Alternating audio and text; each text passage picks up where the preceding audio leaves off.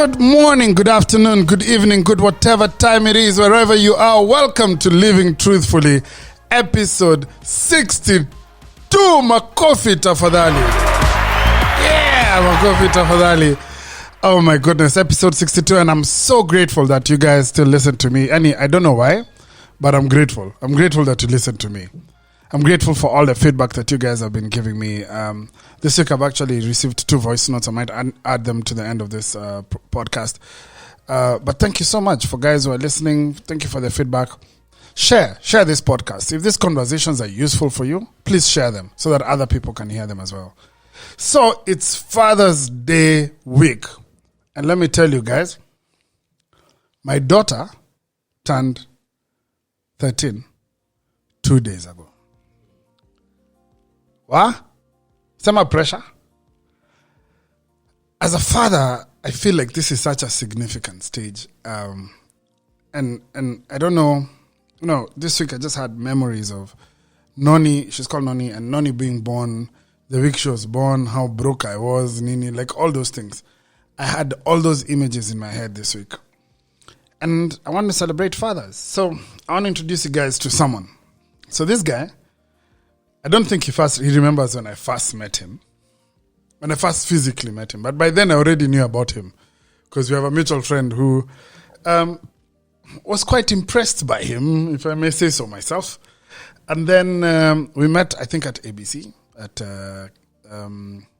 Mercury. Yes, at Mercury at ABC. And we had a bit of a convo. Then we met with some other bunch of mutual friends last year when my son was celebrating his 10th birthday. But somehow destiny just has brought us together into conversations about dads, and I really respect the quest that he's been on. Ladies and gentlemen, put your hands together for the man, Mr. Bruce Muchelule. Karibu, bro.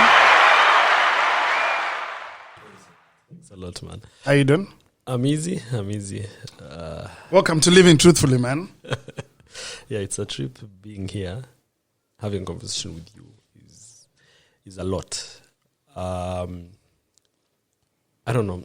I think because of that, the soundtrack to your podcast, I think it represents something. I don't know if you know it, or maybe to you, you're used to it. It's a soundtrack too. It's just a soundtrack. It's just a soundtrack. It's a just soundtrack. Some music. Yeah. Yeah, so I think the first time I listened to your podcast, so even before we get into how we met, the first time I listened to your podcast, I started relating that soundtrack to conversations heavy conversations rather. Wow. Yeah. So when you started with that soundtrack, I was thrown off. I was like, shucks, it's just a relax banner. It doesn't need to be a heavy conversation, but it needs to be an authentic conversation. So, Bruce, so I don't know much about you, but like I said, we have several mutual friends, and we've met in a couple of settings, and I've been following you on Twitter. You're so interesting, Bana. You guys, you need to follow Bruce Muchelule on Twitter. He's funny at the end, and I like the way you mind things. But tell me a little bit about yourself. What has your work been? Who is Bruce now?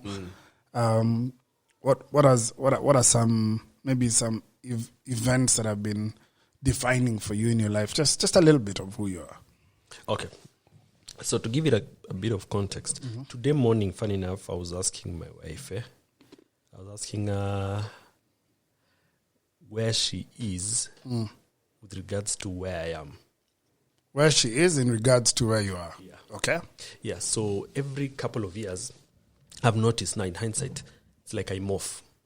And I don't usually know where it's going, but I usually can tell there's something happening. So I asked her about 2 weeks ago, then she shrugged it off. She was like, nah, relax, because we've dated for a long time before we got married. So I think she's used to it. So this morning I woke up, I was like, by the way, I asked you something and you really didn't tell me much about it. So she was like, relax, it's just an internal journey. That's when I was like, yeah, it's just an internal journey I'm on. So and I realized this came from fatherhood. And it's something I've said, I don't know where I picked it from. I don't know if I was writing or whatever it was, because I write a lot. That when my daughter was born, I was born as well. Yeah. So my daughter is turning 17 months. Yeah. So I am 17 months. Wow. Yeah. So I don't remember, rather, maybe I don't want to remember, or I don't remember how I was before. So when you ask me I'm a toddler. All right, let's talk about your toddlerhood. It's fine. I'm happy to go with it. Okay. You asked this question the other day. You asked the question, how do you respond as guys when you're told, babe, when you get that text or that call, and or sometimes it's a conversation. If you're lucky, you're told face to face. The first one was told by a phone call. I think, a text even. I think that's better. You think so? Yes. I think it's better when you're, okay, yeah. I don't know. You don't know, okay. What's your preference? In fact, let me ask guys, what's your preference? How do you prefer to be told as a Jama that your mama is pregnant? So anyway, you get this text or call or this, this conversation happens and you were told you're pregnant. Yeah. Where were you? What were you doing? What was your reaction? What did you feel? Okay. So we had gotten married, honeymoon was over, so we were a couple of months into marriage life. So we sat and had a discussion. We were like, I think we are ready to try. Mm-hmm. So we got lucky in that we went through a quote-unquote textbook format of getting a child. Okay. What's that format? I don't know. And I suspect there are many of us Yes. who don't know textbook. As guys, it was trisex. So it's trisex. What I mean is, in the way you're told, go to school, study, get a degree, you'll get a job. I think with regards to children, you're told get married and have a child. Yes. That's a quote-unquote textbook. That's a textbook, okay. That's a textbook. Okay. That's not real life. Mine was a comic book. That's a better story. Yeah, so we tried, and you see, agreeing you're trying is a movie, but now when your wife comes and tells you, babe, taking the test and we are expecting, you're like, wow, okay. So okay, it's real. So you go through a myriad of emotions. I went through excitement. Then as time moved along, I went to nervousness. There was nervousness, now checking in, wondering, how will I fare as a dad? How will I do? So I think even just that emotion of nervousness is what probably fast forward led me to being here. Let's talk about that for a bit. And even before the nervousness, I think there's a question of, and I don't know if I'm alone on this one. I'd never tried to get pregnant. Like, I don't know how people try. Like, I don't understand what the process. Of that. And I don't mean any disrespect to people who are trying to get a child, who are having a hard time getting a child, and I've had friends like that. Yeah. But I've never had a conscious moment for, okay, we're going to have a child. Let's try. I feel like every sexual encounter is a risk. Like that's how I feel. Like every sexual encounter is a risk. In fact, I'm trying not to have a child. Like this is my position right now. Every day, like fingers crossed. Exactly. So tell me about that process. Like when you say you are trying, what does that mean? What does that mean? Okay, and you see, the thing is, when you're not actively looking for a child, it's the easiest. I believe it's the easiest process. And I think that's why when guys are in campo, their pregnancy scares left, right, and center. But now, in the setting of me and this woman married, trying for a child, for some reason, it becomes very difficult. For some reason, I do not know what the reason is, but for some reason, it becomes very difficult. That's why you'll find many guys who are in that setting say, they use the word, we are trying for a child, because they're actually trying for a child. Okay. Listen, and I think I have a couple of friends who've gone through this. I just released a podcast with Gowi a couple of weeks ago, and Gowi, they went through this process, and then they tried, like it was doctors, everything, like trying, So I understand that bit. Yeah. It's just that, like I told you, my context is a little different. It's different, yeah. I've been trying... My toys will listen to this podcast one day. Listen, I love you. My children, I love you. I'm glad you're in my lives. Okay? Just because I wasn't trying to have a child doesn't mean... okay, so you you're told we're expecting. Yeah. You get nervous. Yeah. What kind of dad are you going to be? Are you excited? Yeah, I mean, it starts with excitement. Okay. That's the initial emotion. All right. Then it morphs into wondering, what kind of dad will I be? Will I have the money? Will I be present? How was I raised? Did I like that? What can I move around? You know, like it's 10 months, but it feels like 2 days. So it's a lot happening in a very short period. How did you prepare yourself to be a dad? Okay. So I came across this class called Intentional Dad by Mbevi. Yeah. So I went for it. Oh, good. Yeah. So we were in season 1. And I remember, because I've never gone for any of this money enough or whatever. I stumbled onto it. So I remember we went on, it used to be on Thursdays around 5 to 8 p.m. Weekday. Yeah. So I went the first time and I was surprised. I was the youngest, first of all. It's our father's age and our grandfather's age. The guys were in the class. The guys were in the class. Are late. That's what you're saying. That's exactly what you're saying. They're late. Yeah, our dad's age, our grandfather's age. Yes. They're like, oh, shoot. Yes. But you see the thing with the money, I don't think dadding stops.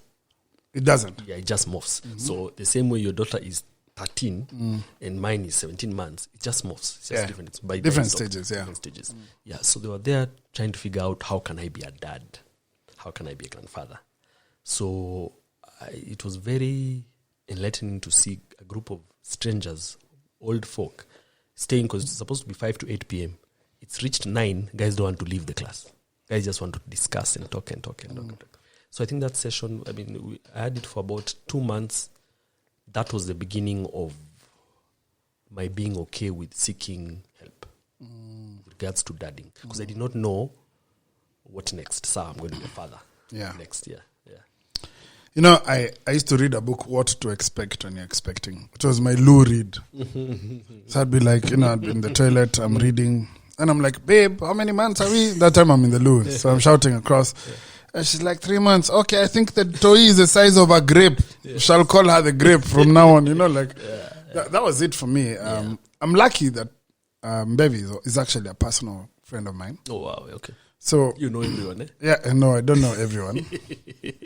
But I know him. Okay. And so he was, at the time, I think when my daughter was getting born, he was thinking about this material. I mean, Man Enough hadn't started. Intentional Dad hadn't started.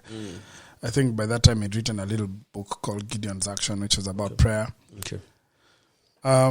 But he was developing material for his book, Daddy's Destiny. Okay. And so, I don't know if you've seen it. Yes, yeah. Seen it.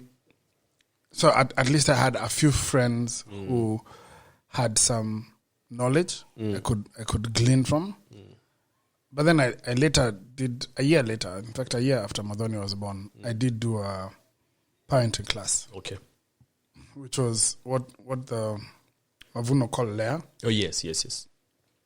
Then it was just a parenting class. So let me ask you, did you have, when you said you had friends to lean on, did you have conversations, or how did that look like? Yeah, you know, first and foremost, let me tell you, your chick is pregnant, not your wife, for me. Okay. So, you know, you have to start with conversations for, I have a chile who's pregnant. You know, that's a whole different conversation. Okay. And you sort of, that becomes a really small circle. Okay. Yeah. Because it's not the same way you'd announce in public, oh, we are having a child, I'm excited, my wife and I, you know. Oh, we are dating. Oh, we are dating, and that's it. Yeah, I need to tell you, I have a baby coming. In fact, let me tell you, I have a friend, I'll not say his name. I was so distressed, I'd never really talked about it to anyone. A few people knew, but I'd never really voiced it. And so we're out of town with a couple of friends. I'm actually out of town to do good work. And so me and this boy end up sharing a room. So finally, when it's time to go to bed, I'm seated on my bed, he's seated on his. I have this heavy weight on my shoulders. Noni is about 3 months to come. Or to come? Yeah. Okay. And then I finally just say, you guy, I have a baby coming and I'm frightened. The guy listens to me and he listens to my fears. And he just listens. And then when I'm done, he tells me, you guy, I have a baby coming and I'm frightened as well. Are you guys friends? Yeah, we're friends. But you never talked about it. Like we never talked about this. Okay. Then he tells me, this is my third baby with my third baby mama. I was like, Wow. I have no problems. In fact, I told him, let's solve yours. I have no problems. Mine are done. Small like things, small things. Wow. Okay. And we've had I think that moment for us just changed our dynamic as friends. So, but once the baby came, it becomes it becomes a little easier. Yeah. And I think the reason why I asked you whether you had conversations is because the reason why I do what I do with regards to dating different is because I had friends who had babies, but we never had conversations. Maybe because I didn't have a baby, so we didn't have that conversation. But I felt like my wife and I were going through that journey of pregnancy and getting ready for fatherhood, I feel like, let me put it this way, I feel like if someone I know right now is going through that journey, I'd want to walk with them. You feel like you have a sense of responsibility to, exactly. Especially if you're going through it for the first time. The first time, exactly. You're like, okay, this is what's going to happen. Yeah. Your mama is going to have hormonal challenges. She won't like the smell of onions and things like that. But it's okay. But it's okay. She doesn't hate you. Yes. It's not your cologne she hates. Cologne, exactly. it's So you see, I was comparing it to my wife because even all through, even to the delivery room, there are aunties and there's a mom and everything. But you see, for the guy, you're alone. So I think that in itself, I feel is a gap because I don't think we are as tough as we think we are. No, we're not. We're not yet. And I realized that when I was in the delivery room. So let's talk about the delivery room. So you've gone through pregnancy. You've done your best to support your mama. Yeah. You've gone through your changes, adjusting as well. It's D-Day. It's game time. It's game time. So she was in labor for 36 hours. Wow. Yeah. That's crazy. Total, yeah. So my wife is extremely strong and she has a very high threshold, like nothing scares her, nothing moves her. But for the first time, when contractions were coming, I'd see my wife shake like a leaf. So there's nothing you can do. You're trying to rub her back, you're trying to do 1, 2, 3 things, but really there's nothing you can do. So we went through that fun journey of 36 hours of labor. Fun, he says. Fun. So now we had an agreement with her mom, that she'd be the one in the delivery room, right? So we were in Aga Khan, so we're in a room where she's going to deliver, yes, but I was going to be there up to some point, then I hand over. But I quote-unquote overstayed because things happen fast. So I remember when I was leaving that room, because my wife told me, babe, no, the doctors came and said the child is coming now. So I'm confused. I'm wondering what's going on. Like, it's a lot. So I told, because from what I witnessed, I was sure that's the last time I'm seeing my wife. I was sure that she's dying. So when I'm leaving, I'm telling her, babe, I love you. Then she's like, go get my mom. I don't want your love. I want my mother. I'm a mother. Then she said, I think she channeled, I don't know what strength she channeled. Then she said, babe, I love you too. Yeah. So I walked out of the door. So I'm trying to be composed. So I walked to the mom, where my mom and her mom was. So I reached where she is and I tell her, the baby is coming. So the mom starts crying. So I tell her, hey, this is not the time, eh? Just relax, compose yourself. Now you can proceed. So she went to the delivery room. And I'm told it lasted maybe, 5 minutes? But it felt like 15 hours. Yeah. So I'm in the room. I'm there with my mom, my sister, and my wife's best friend. So my sister is at the door. She's looking, trying to get signs of the child come or something. So she sees my wife's mom coming out of the room. So my sister is very dramatic. She's like, I've seen the mom, she's come out. So I'm like, Ali, don't be dramatic now. She's like, am I seeing a smile or is it a frown? I can't tell. So you see, it's funny telling the story. But a smile means there's a child, a frown means something is wrong. Yeah. So she says, I see a smile. I remember coming out of that room and I saw the mom and she told me the child is healthy. I think I went to the loo for like a second to just, I probably broke down. I do not remember. But I'm probably... We'll say it's a vague memory. Vague memory. Yeah, let's maintain your reputation in the streets. In the streets. I'm a hard guy. Yeah. Yeah. So anyway, I went to the room. Then I've never been good with children. I've never held a child. I mean, I've never done anything child related. I think the youngest person I've held is my nephew, and he was like maybe 2 years or something. Wow. Yeah. So I enter the room. I see my wife, and I held my daughter. It's my wife who told me, babe, you're holding your daughter. Like I was in a trance. Yeah, I didn't know what was going on. So anyway, yeah, that was my delivery room. I don't like talking about it because it's very heavy to me. So, yeah. I was in the delivery room. Full. Ah, Jesus. Did you want to be there? No. Yes. The first one, okay. I think I wanted to be there. Okay. Dude, let me tell you. That's a heavy story you've told me. But you missed the good parts. The juicy parts. You missed the juicy parts. Okay. I remember not knowing whether to be sorry that I had sex with this mama. At that moment when she's pushing, I'm like, I'm sorry, I'll never do this to you again. You know, like it's my fault. You never do this again, or you never do this to you again? That's a good question. I will ponder and consider it. I was like, I don't know. I felt so many emotions. Fear, courage, because you're there. You know, be strong, breathe, push. We didn't have a very long labor for Noni. And she was out quickly. I mean, labor started like at 6, 8:30 she was here. Oh, wow. Okay.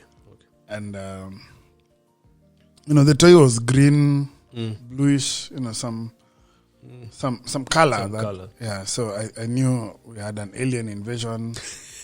You know, like, I was like, okay, this is how we take over the world. Yes. Our child. You always knew you were. Yeah. I always knew I was the one. I was, you know. So I was in the delivery room for my son as well. Out of choice? Out of choice. This time, I did feel like I had no choice. Okay. I did feel like I had no choice. I felt like if I'd been there for the sister, I need to be there for him. And this time, you know, I was let for my son. I was let to cut the umbilical cord, and you know, so there's a memory there that I remember. But this is what I felt for my daughter. I remember when I first saw her, I knew I was going to protect her for the rest of her life. You know, like that was. I had this overwhelming feeling of love. I just knew I was going to protect this girl for the rest of her life. Like that's like I instantly became mafioso. Oh, I hear you. Yeah, I was like, play with my daughter and you will see. Yes. For my son, I was just proud. I was just like, I have a son. You know, it was different. It was, you know, like it was Simba. It was a whole different moment. But I think you get the delivery room. I wouldn't encourage guys to go. To be honest, it's scary, but it will change your perspective of life. Yeah, completely.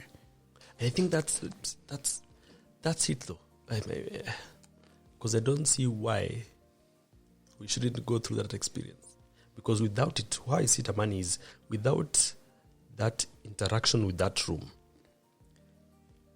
I think you just view a babe as a babe. I think after that experience, I think my wife is a god and women are gods. Because they can channel, because I don't think our strength is tested as men at all. What do you have to do? Apart from make money, there's nothing really which challenges you. Not physically. In Not that physically, sense. exactly. Not physically. So I think without that experience, we'll forever think they are something. Well, I'm with you on that. I'm with you on part of it. I think the experience changes your life and changes how you view women and the perspective of how life is brought into being. You know. But the jury's out, to be honest. That's true. That's true. The jury's out. I'm not sure. Because people take it differently anyway. Yeah, I don't think it's an absolutely necessary experience to go through, to be honest, because it could traumatize you for the rest of your life. Yeah, that's true. I was going to say something, but then I remembered I have people of different orientations listening to me. Okay, fair enough. Your child comes into the world, and now you're now actually a dad. You know, you're not a dad in waiting. Yes, you're a dad. You're a dad. What now? 17 months into it, what do you feel is your role as a dad?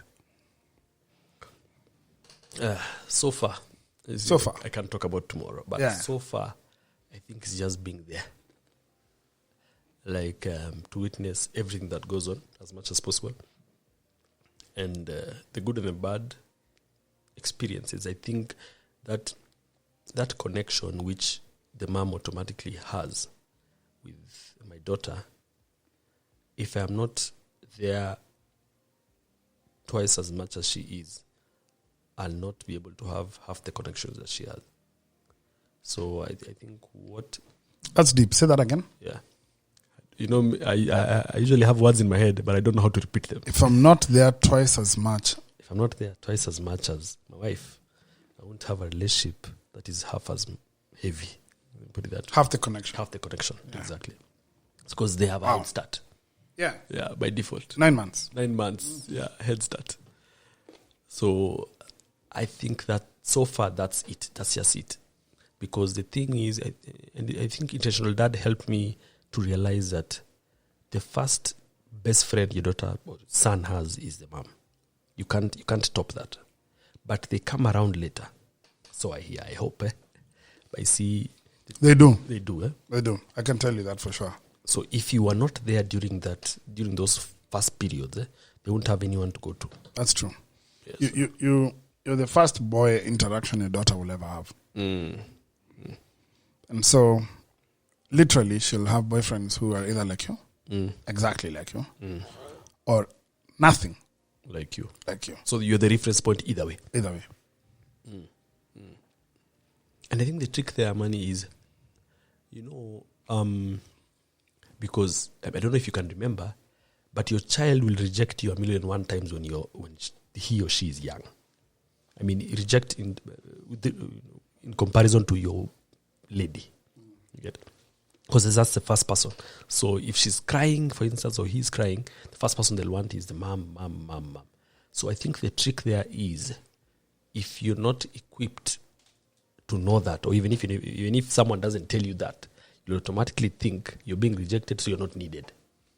So I think that's why you add by default check out. My experience was actually different. Apart from when my kids were suckling, they wanted me. So now what are you telling me now? I'm just saying, I'm sorry. I'm sorry. I don't know about what you're going through. But I know a shrink who can help. I know a guy. But you're right about spending time. Because the most time you spend with them, the more you become trustworthy, you become reliable. I think dads are supposed to create experiences for the children. I think dads create the room for risk. Exactly, yes. For our children. Yeah. And so I think they quickly learned this guy is fun. This chick is food. No, like they really associate. Yeah, like food, mom, fun, dad.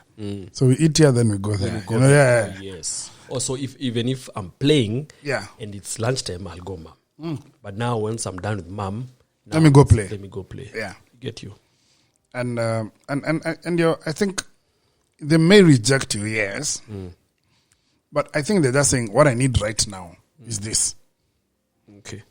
But when they've gotten that, take initiative and take the child. Okay. Take initiative, take the child.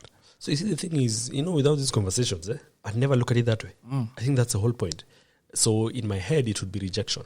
Yet in essence, is as simply as you've put it. At this time, what I need is food. Yeah. At this time, what I need is boobs to lie on. Yes, yeah, like exactly. your chest is too hard. Warmth. Yeah, you're just a guy. Yeah. Though I used to put my toy inside my shirt. Oh wow, I've had that. Yeah, like inside my shirt. Yes. And then I'd hold her there. Oh, for that warmth and connection. Not just that. Apparently, your heartbeat is stronger than the mom's. Okay. And your heartbeat is soothing to the child. Okay.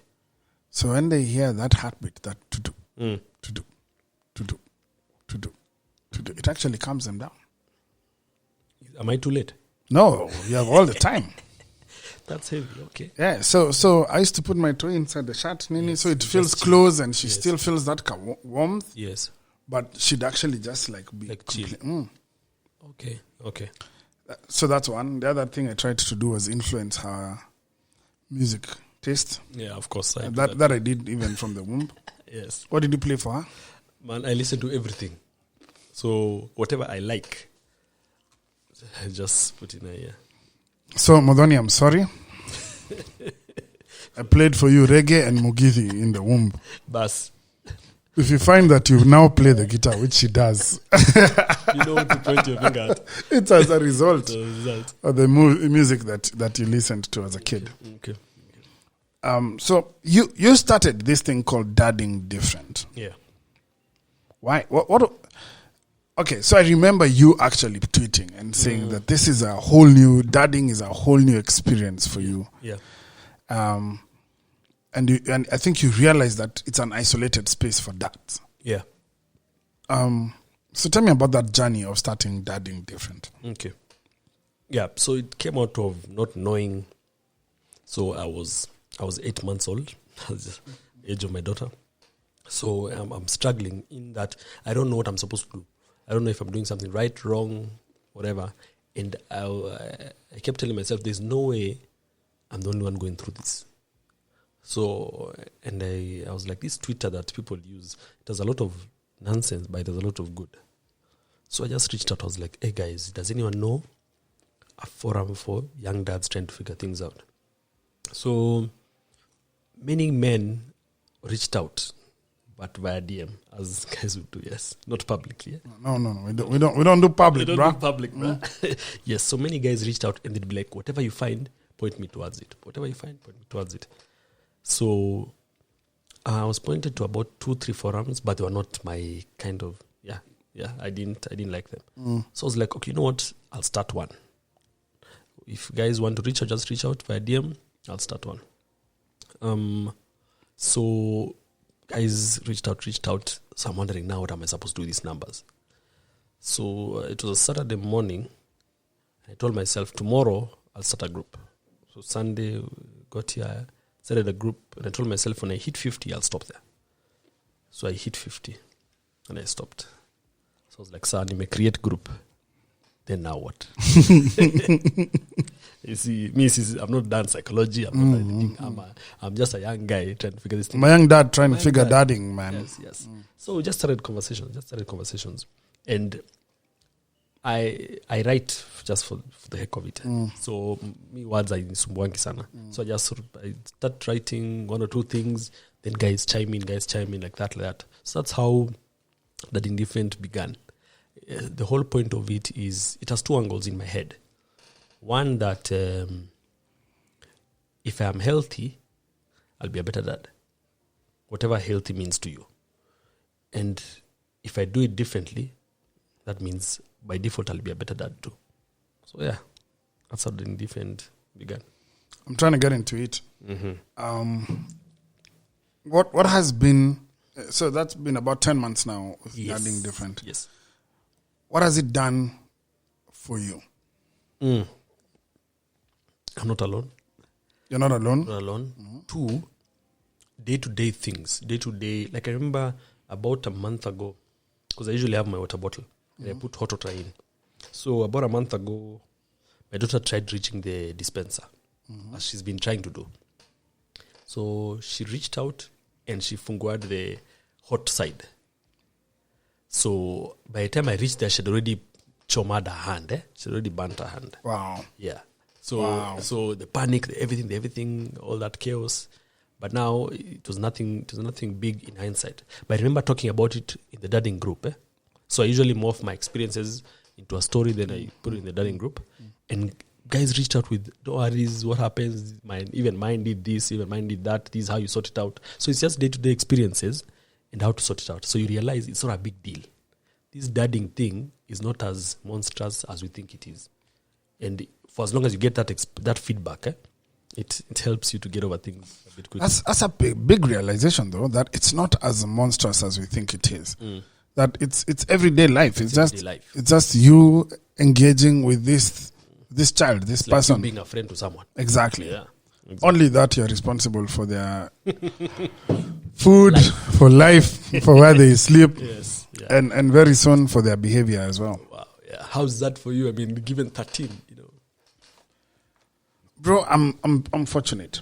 Let me start with, I prayed for my children and literally prayed profusely for them. I prayed for them to be good children. Okay. And this was when they were still in the womb. Okay. But I also prayed that they get their mother's brain. Okay. And I told God, if these children get their mother's brain, they'll have a shot in life. If they get mine, it's going to be a little... me, I go to the left, like this, kidogo. Like the mom is academic, she's straight, she's not a rule follower, but she's not really a rule breaker. Like she's a safer path. I get you. And I was like, I think I can teach street smartness. But there's a certain DNA that you hope that your children get. Yeah, I get you. And that was the mom's DNA, and they got it. You got it. God is good. So grateful to God. Yeah. But parenting is intentional. I mean, I spanked my kids. I learned how to do it methodically in a manner that was commensurate to the offense. And now they're way past spanking age for both of them, and so we don't spank them anymore. But you can see that the foundation in terms of how we've church, Sunday school, being actually present, being there, dealing with mistakes when they happen there and then, setting a set of family values. So like us guys have sayings, like we say, we are marangas don't quit. Okay. Okay. Marangas don't give up. So we're like, listen, we can fail, but we don't give up. We have marangas don't lie. So long as you say the truth, you're fine. It sounds like such a light statement, yet. No, but these are values that you're teaching the child. And you say, if marangas don't lie, you can't lie to the child. Yeah. 30 years from today, they'll probably say marangas don't lie. So what I learned is that if you teach a child something, but you do something different, as an adult, they think that they just have to be an adult to stop doing the right thing. Oh, wow. Okay. As long as I'm age X. Yeah. I can forget all that. So they'll behave. They might behave all through their teenage nini. When they become an adult, they're like, I'm an adult now. I don't have to behave like you said. I need to behave like you did. Or is that why, for instance, if you tell someone in your wazee, is that a wrong statement? It is. Oh, wow. Okay. What you need to discuss is about the dangers of alcohol and what alcohol does you need in terms of responsible drinking. Okay. And then you say, I hope you will be a responsible drinker when you can legally drink. But you have the conversation about responsible drinking. Because otherwise you're saying, in your wazee, when you become a mzee, you can drink as much as you want. Okay. I'm learning, man. So your children learn from watching. They learn even if you're not teaching. And I think for me, that's been the lesson. So going through a divorce, going through a separation, like there were some really hard conversations there.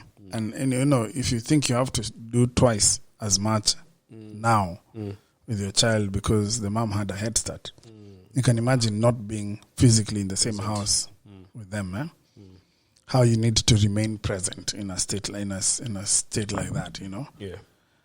It's hard work. It's lots of hard work, but it's worth it. It's completely worth it. Question. Let me ask. Yes, you ask. something, Ask. I was having a conversation with my sister yesterday, and I asked her, "Do guys?" I'm assuming you're older than I am. I don't know. How old are you? I'm turning 34. I'm older than you are. So Just a little older. just a little older. So, do guys that age? Because even listening to your podcast, you guys seem age mates. Their conversations, you guys seem to be so comfortable having. Yet, my quote unquote age group struggle with those conversations, which is honest conversations. Yeah. Even a conversation like this, we've never talked. Yeah. Yet it's so flawed. I mean, the first time we had a conversation was just a random night about 2 weeks ago. About 2 weeks ago, yeah. And it was like, I remember my wife was like, "Who was that?" I was like, "Amani." I was like, "Which Amani?" Yeah, she's like, I don't know this nigga. I don't know. He's never featured in your life. Yeah. So when I explained to her, she was like, "How do you end up just talking?" So I'm beginning to think, I'm developing a theory that with age, quote unquote, vulnerability becomes easier. I don't know if that is true. Or generally, guys older than I am are able to have conversations. I don't know. I don't think vulnerability has anything to do with age. Fair enough. I've met people much older than I am that are nowhere near vulnerable. Okay. I think it's a learned thing. So it's culture. So you might find a 22-year-old who's able to completely be vulnerable, completely be authentic. At their stage. At their stage, yeah. So I don't think it has anything to do with age. I think it has everything to do with your life experience. Fair enough. And I think if you've ever gone through adversity, like major adversity, you've gone through a life-altering event. That... And you get over, on the other side. Yeah, and you get to process it. If you get to, go through it, even if you're not yet on the other side, but you get to process it. You get the sense of awareness that you get from thinking through, I'm going through this. This is what it's making me feel. This is what it's doing to me. This is what it's doing to my family. Like if you get to actually get into it mentally and process it, it's very hard for you to come out of that experience and not be a vulnerable person. Okay. But vulnerability is something we do every day. It's just that we don't know we are. I'll give you an example. Have you ever been to a job interview? Yeah. What do you call that? Yeah, it is. It actually, someone is probing and poking and... It's vulnerability. Have you ever initiated sex? Yeah, actually, yes. What is that? That's vulnerability. Could be yes or no. Yeah. We do it every day. We just don't think we are. Okay. So when you put a label to it, that becomes tricky. I remember I was talking to someone and I was saying, for guys, if you use words, talking, sharing, they check out. But when you say conversation, talking, like high level juju words, they're okay with it. And we like activity. So it's better to say let me take my boy for a drive. Okay, yes. Okay, and we drive to Nakuru. But in that drive, then we have conversation. So one of the things I learned from Bevi is women are face to face. Men are like this. Men are side by side. Yeah, that's true. So we like to do stuff together, and in the process of doing stuff together, then we can talk. Okay, I hear you. So where are you? Where are you? I'm here, right here. No, I mean, no, where are you? Like, unless I'm wrong, I think you started this podcast as your journey. Right? Like, as you said, you were going through things. So it was it's my healing journey. It's your healing journey. Yeah. So do you track it? Do you know where you are now? Not via a book, but... Yeah. No, I don't. If I track it, I feel like there's a destination. Oh, okay. But I don't know if there's a destination. You want to drive too? I want to drive. Like, hit the highway, go. So if I was going to Mombasa, and I've started in Nairobi... When you hit Mombasa, then now what? Yeah. I get you. So I'm like, I'm going west. Okay. Let's see west, where west takes me, Okay. And I feel like that's a lot of how my healing journey is now. It's I'm going to a space where I'm self-aware, I'm authentic, I'm vulnerable, I don't think that's a destination. There's a space where I'm creating safe spaces for men to speak. That's what I want to do. I want to be able to speak about my own life with realness and authenticity, and get better at it.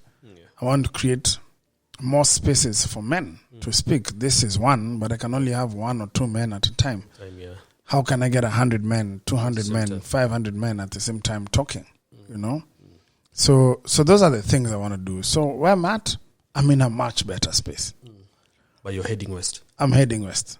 I don't know if it's west, east, north, somewhere. I need to figure out which direction. If I was going to use a compass, maybe north, east. Okay, I get you. But I'm heading west. Okay. And I'm happy. A lot of the pain that I carried, I don't carry anymore. Okay.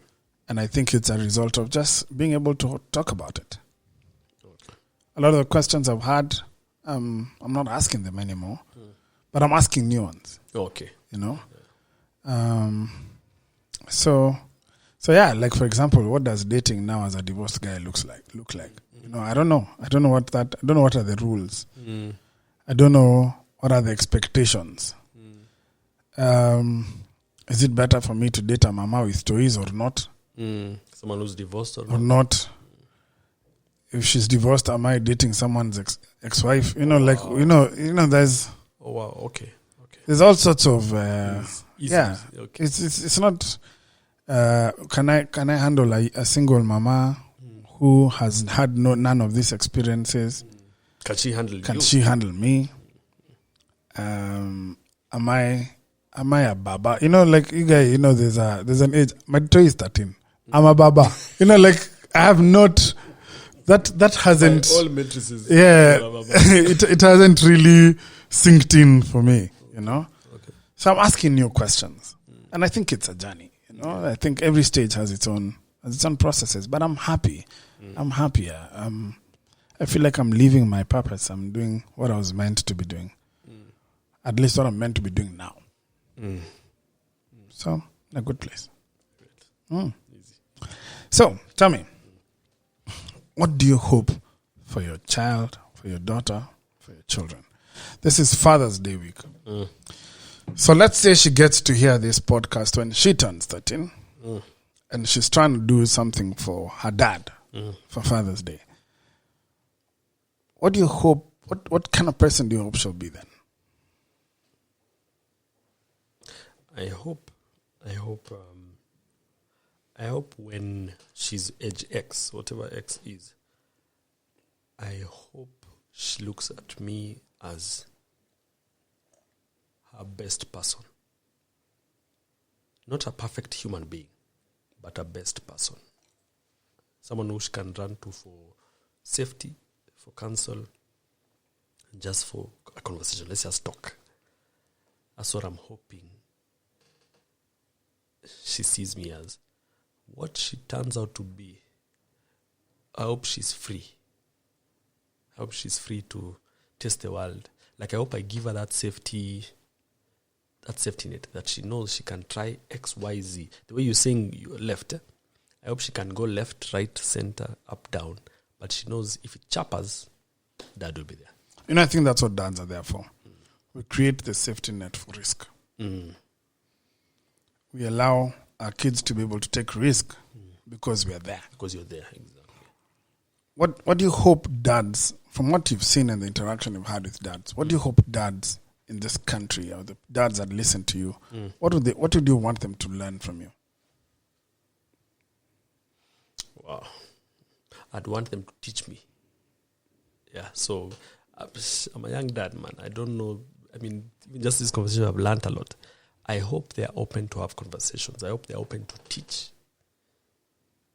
And their hands are just open, because that way you also learn something. I don't know what I'd teach them, but I just hope if there's something they can pick from me is be open to have conversations with fellow dads. Because I have a feeling a lot of the challenges we face as guys, because I remember when my wife was pregnant, I channeled an emotion and I knew why guys normally ruka. Because it's a lot. Right? It's a lot. So I feel like if more of us are together during that perspective, we'll be able to tackle a lot of these challenges. Do you think you're creating a space for realness with dads? Yeah, I hope so. You hope so. I'm proud of you, man. Thanks a lot. Well done. I think this quest of dadding different is gonna open you up to a whole new world, and I can't wait to see what that looks like. Stick around, boss. I am sticking around. Ladies and gentlemen, that was Bruce Muchelule. Thank you so much for sharing your life with us. Thank you for sharing your father journey with us. I hope you come back. See you soon, boss. I hope you come back and we discuss other things. I want to know, what's your favorite football team? What is it? United. I don't know what that is. What is it? Is that an airline? What is it? All right. God bless you. Have a good evening, or morning, whatever time it is, wherever you are. And celebrate your fathers. If you're a father, celebrate yourself. Get involved, get engaged. If there are dads around you, tell them, dads, we love you. You're doing a good thing. God bless you. Cheers.